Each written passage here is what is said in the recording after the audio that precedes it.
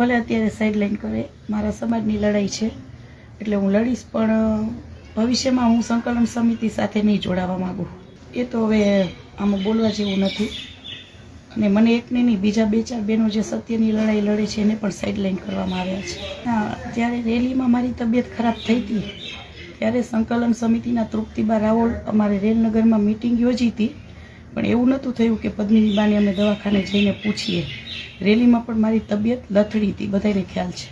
300 બહેનોનો કંઈ ફોર્મ ભરાણું નહીં, અને હવે રાજકીય પક્ષ એ લોકો જ ના પાડતા હતા કે લઈ આવવાનું નથી અને કોઈને વોટ નથી કરવાનો, કોઈ પણ પક્ષને.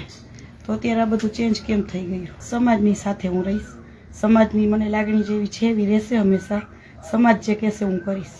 વ્યક્તિગત લડાઈ હોત તો એકલી પણ લડત હું, પણ મારી વ્યક્તિગત લડાઈ નથી, આ સમાજની લડાઈ છે. સમાજ જે કહેશે હું પગલાં લઈશ.